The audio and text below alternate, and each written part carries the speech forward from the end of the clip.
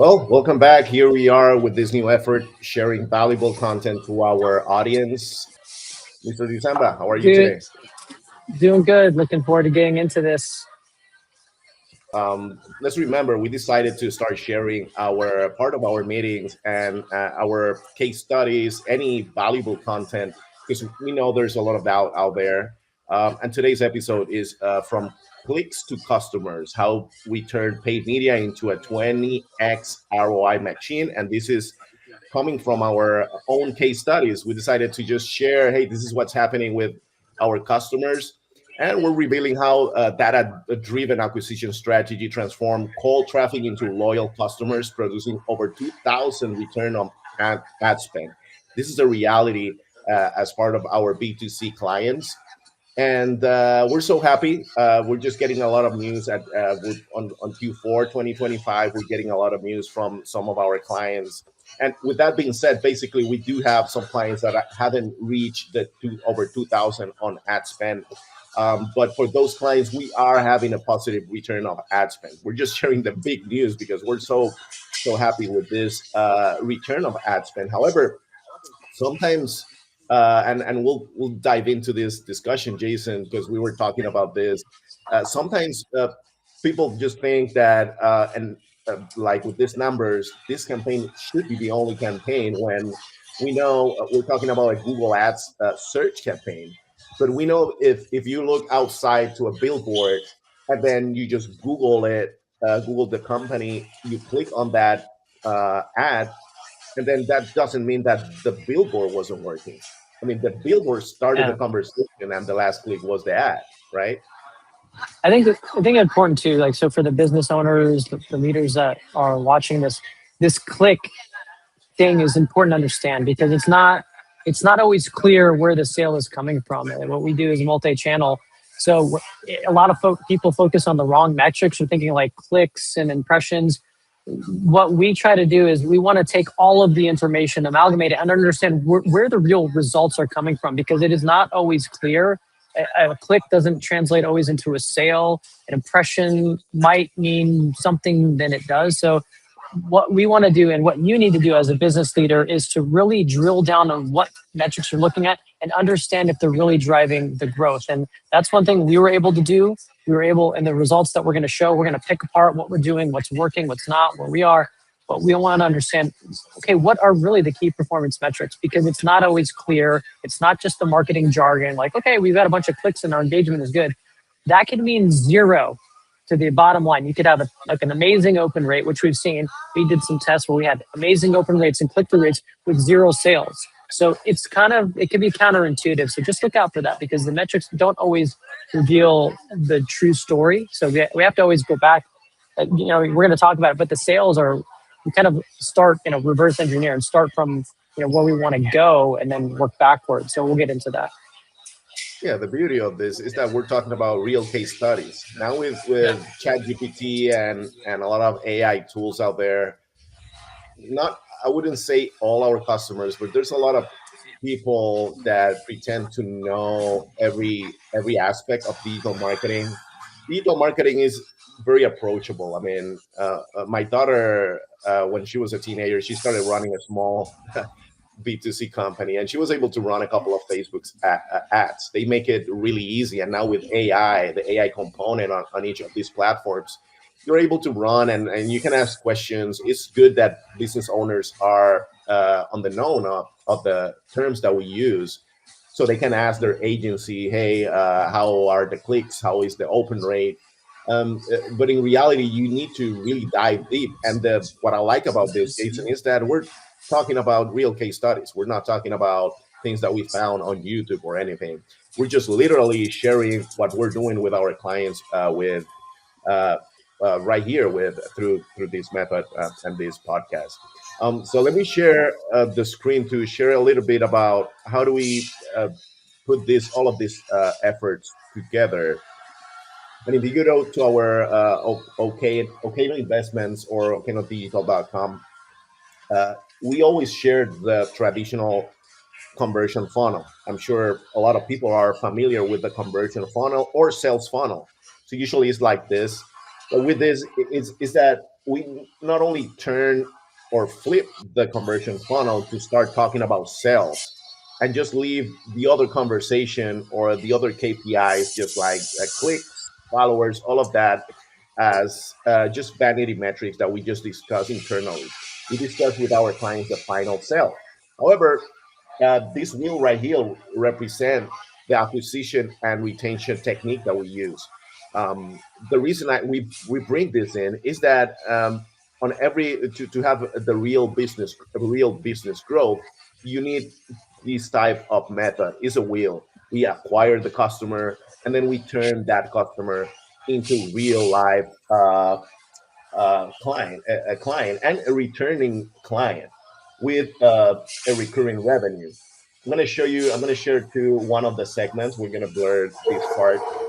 Yeah, which is what every company wants. They want to know, okay, Gilbert, Jason, how do we get more growth? How do we acquire more clients? And to answer that, that's a pretty loaded question. It's like asking, like, how do you find your soulmate? There's a lot of variables to do that. So we're going to go walk through some best practices, because what we want to do is find where the chinks in the armor, where certain things are not working, and fix it. Because we have a lot of tools. AI tools let us scale, and they're embedded in a lot of things that we do, but it does not replace the decision making and the Sherlock Holmes ability of skilled experts to figure out what is broken so we can fix it. Exactly. It's and to that point, if we go from the wheel, right, we start on a sale, then we engage, uh, and then we bring that client back. Let's look at just one of the segments of that conversion funnel, and then we'll go back to touch on that point, because this is actually how the Google search looks like. And as you can see, we do have the over 2,000 on return of ad spend, and this is a live view. I can just go back and change the dates, and you will see a similar return of ad spend. That means that this client did over $50,000 on a $2,000 investment. However, we already discussed this, so we can maybe dive deep a little bit of how that looks. The reason we're so happy with the over 2,000 return of ad spend is because if you do have that amount on return of ad spend from one channel, then you can divide that effort between all of your efforts, meaning organic is free, email marketing is free, only the subscription, of course, that you pay. But then these efforts are added to this wheel and added to, in this instance, Google Ads, which these are search campaigns. And then you have a better view, because we just to if we go back, Jason, we can see that this campaign is only a search campaign with a high intent keywords, which is driving results. What we do Let's on just our dissect this. I want to point something out here. Can you go back to yeah, the campaign? Because as a business owner, like if I had this for my own business, if I spent $2,500 and I was getting 5,200 back, to me that's like, oh, unlimited. Why would I not triple that budget? So it's like, because I'm saying it's giving you revenue to diversify and invest in. Yes, social media is free, email marketing is free, but there is time and energy into creating assets for those too. But this allows you to scale all of these efforts. And I mean, this is not common to get this kind of return, but it is a beautiful thing to see. And again, it's not one effort that's creating all of this. This is just kind of like exactly. the tip of the thing. But a lot of people, they like, oh, cool, we're good. We have results. They don't dive deeper into what they can do with this. And when I see this, I see, wow, okay, great. I would I would consider investing more because it's working, and then that would give me more to do other things too. Exactly. With that in mind, um, that's a great question, because you know that that's part of the conversations we've been having with some of the clients. We did raise some of the budget, but there's a limitation on each market and on each location of your geo location, basically. Not because you double your budget, you will always get double the revenue. That's extremely important. Sometimes we get these kind of questions. Hey, we have over 2,000. Let's just double the budget, and then we're expected to double the revenue. Let's remember this channel itself is a search campaign, and it depends on the people who are searching for you on your location. So if there's a limit and you increase the budget, Google will take your money regardless. That's Right. one of the things that we know. Google will That's a, take it. yeah. It's a good But point if, too, because yeah. yeah, to I think that point, what you're getting at is the location, the locality too, because if you're in a given market where it's a location-based business, there might be only a set of 5,000 customers in your area that could or may have done business with you, and maybe increasing the budget will not necessarily work because there's a timing, there's a seasonality. exactly. So it's a good idea, but that's when instead of just looking at the overall numbers, we go deeper and we analyze how many people are searching for that term in your location, in your demographic. Because if we know and we're getting, we got here on this time period over 2,000 conversions, and we know that there are only 3,000 people searching for it, then it doesn't really make sense to double the budget here. However, it does make sense to keep doubling the budget in other areas of the conversion funnel. And that's when, if we start with search, because we flip the funnel, we start with the final sale. That means that we always go for that search term that is highly accurate and it will drive leads or sales your way. These are actually people searching for your product or services. So that's why we need to be there. Besides this, we have other components that will turn that client, that prospect into a client or a customer. So besides this, we also test different creatives. Uh, that search campaigns are just search. So if you do have the right keywords, the right wording, and you're just showing up every time that someone searches for you, then your chances increase at getting that final sale and increasing your revenue. When it comes to awareness, and that's before someone is searching for you, is uh, people are scrolling in their social media. um, can we discuss then how do we test our organic and our paid media content to get to the level of getting the right engagement and getting those people into our conversion funnel? Yeah, it's definitely a loaded topic because entrepreneurs, owner CEOs, people that hire us too, they're like, okay, well, we kind of know that we need social media. We want to invest in social media, and there's the it's not always clear on if social media is working from social media metrics too. So the question is, how do you evaluate social media when it comes to a business? And my answer to that would be, well, what type of business do you have? How do your customers interact? Because for a lot of the clients we work with, we're location-based family entertainment centers. They might see something on social, a post that we see like informationally, like, hey, we have an event or something going on. They don't necessarily engage with it. They see it, and then maybe they come in because of it. So it's kind of the results are a little bit elusive because they may not comment or like on the post, but they come in. So is the impression more important because their eyes were on it? And that's kind of what we need to look at, is really like, how do the customers experience your brand? And if it's people coming in and driving them to a specific location, your social media might be working great because they're coming in, but it might not, your engagement might not show those numbers in a way that's clearly tangible for you to see. So really the point is to kind of understand the bottom line. Are you getting more people in the door because of social media? That's a better metric than engagement rate, because people might not just engage. If people have been to your location, they might not engage.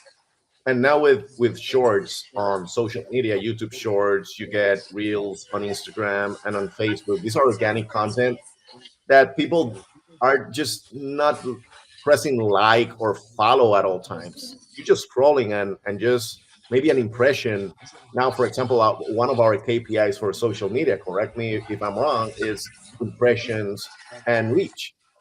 We know that people might click on it, but if you're on YouTube Shorts or Instagram, you just want to watch, you're just watching content, watching another video. Let me see another one. Let me see another one. So that's basically the user behavior. And if you only Yeah. count clicks, then we're not getting the full story. It's not, yeah, it's not the full story, because the intention behind it is what really matters. Because you can make content for teenagers that teenagers find entertaining and get a lot of likes and clicks and follows, but if your business is really for 5 year olds, that's not really the right content. It's not driving sales. So is the content like, so that's the thing. You talk about vanity metrics. It is awesome to have viral content, but is it serving the business objectives? That's what you really have to look at. All of the content that you create for social media, it should be directed to the buyer that can exchange with you. So if it's a parent or if it's someone that has a particular need, it should be angled towards them. And it's really easy to see like signs of success when things are like, okay, we're getting more numbers, more followers, but the content is not really the right focus.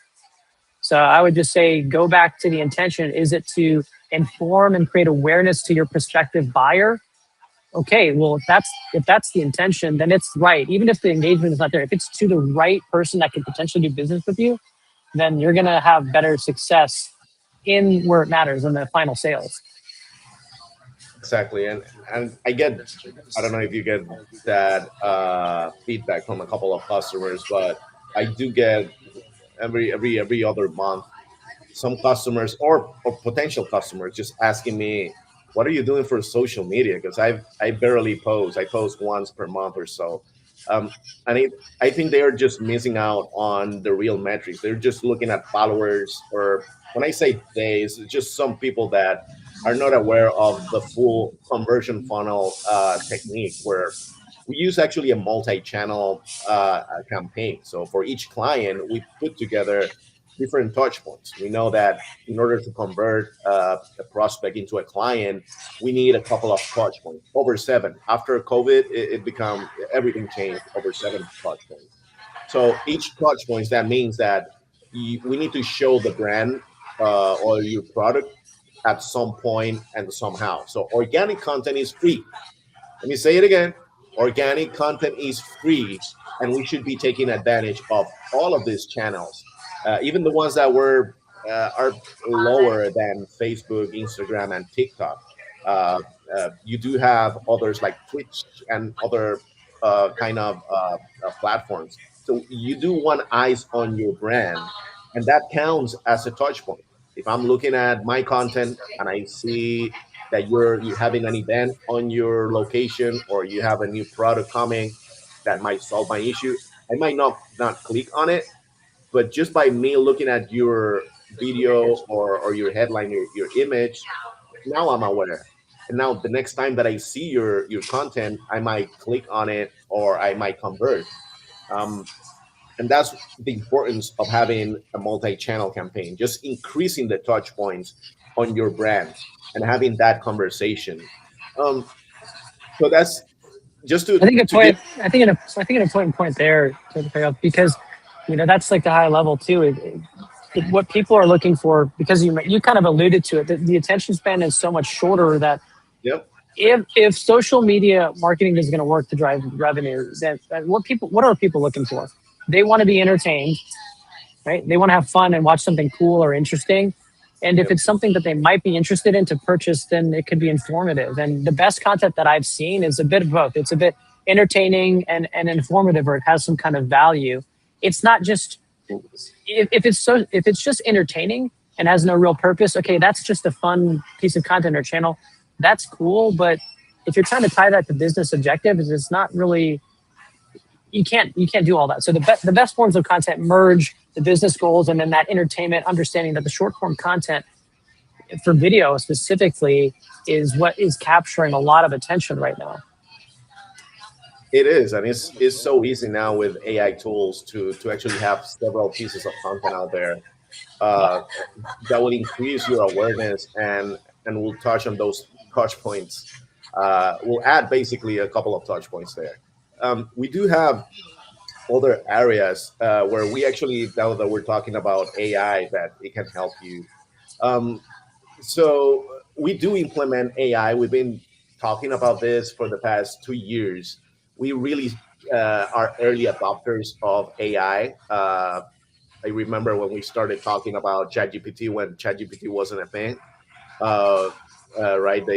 they actually show, oh, we have a new chat GPT where with AI you can create several things. We started going at it.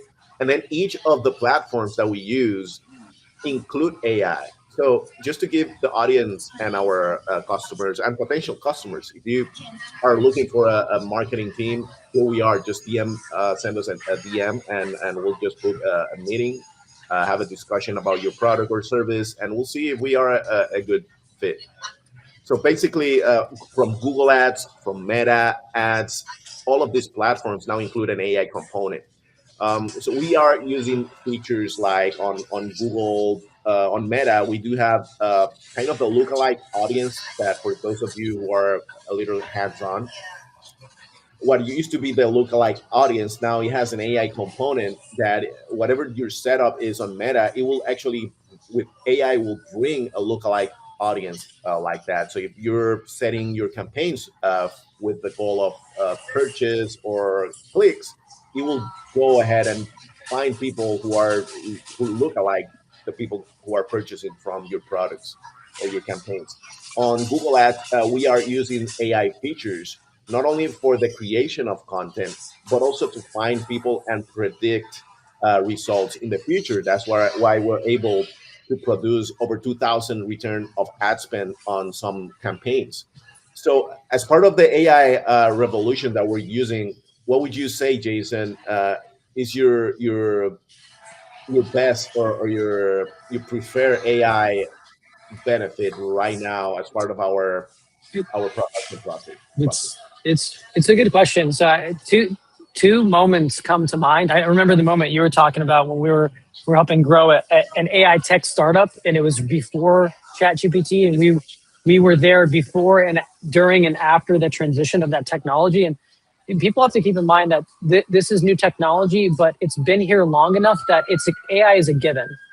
So I met recently with a client, and they have a very successful national advertising company.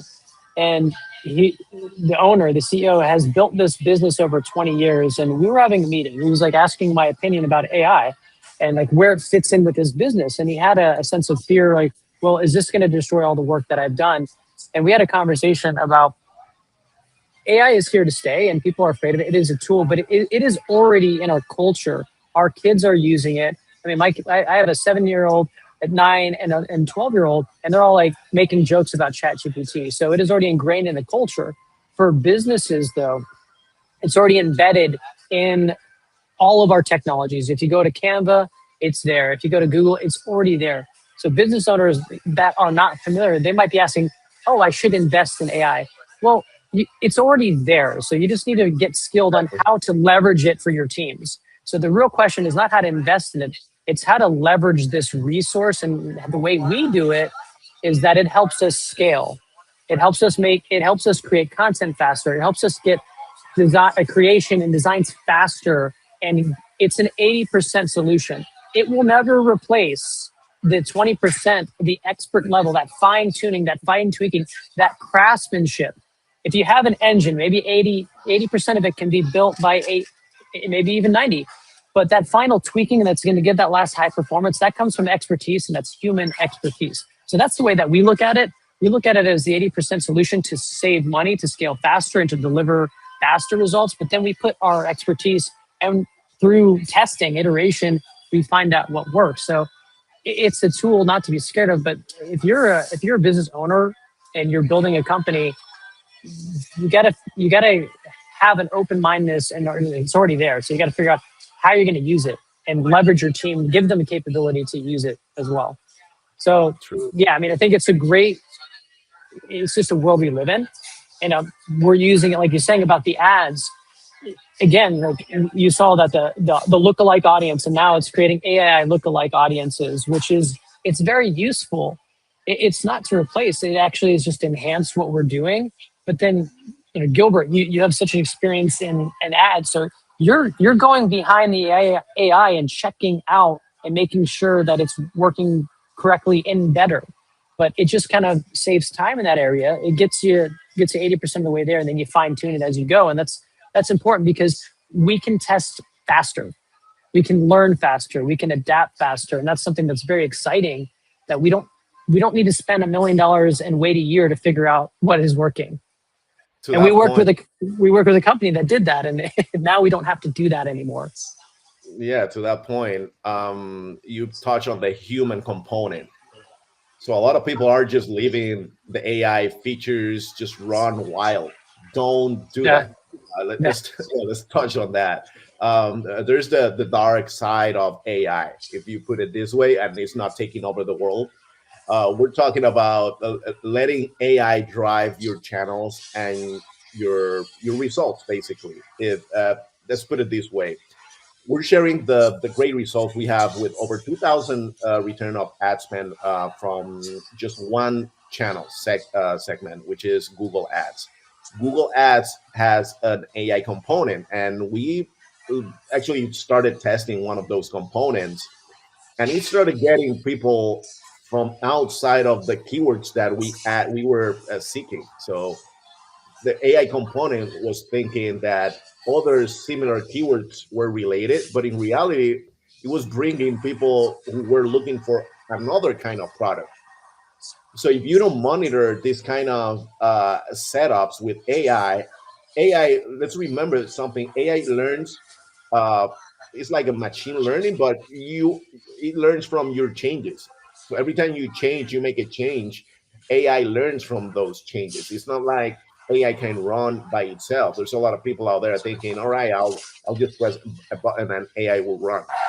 You said it will enhance everything that you're doing. It actually enhance all our campaigns, but the human component is extremely important. You need to go in there, set that up, make sure you do the proper maintenance. We have a couple of stories at the early beginning of AI where people were just letting AI run wild, and it wasn't the channel was showing a lot of clicks, like we said, but the revenue part wasn't there, and that's where the human component comes in.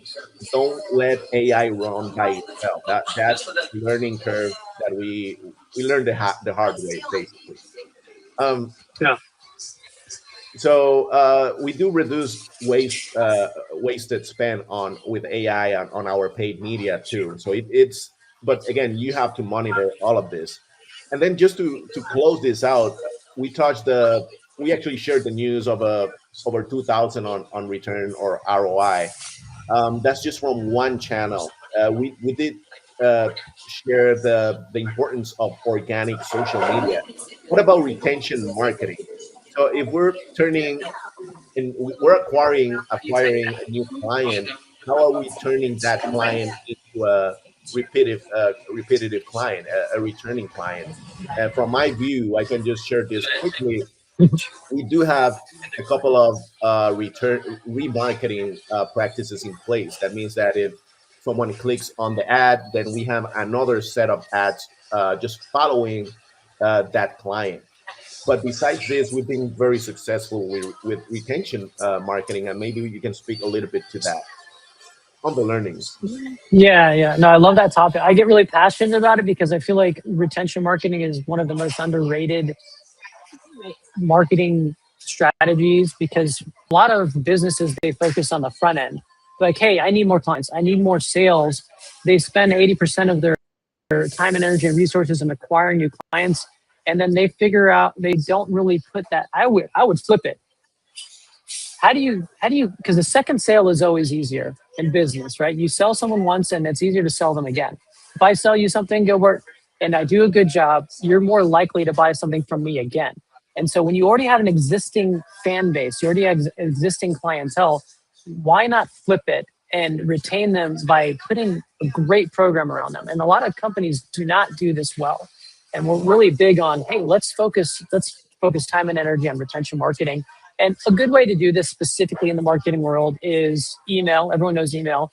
Email is still a great thing. It's amazing that you can, if you create a great email and you have a great list, it's the right message, you can deliver instant sales with that. But it has to be done correctly. It has to be orchestrated well. And it's not hard to do, but it's very efficient.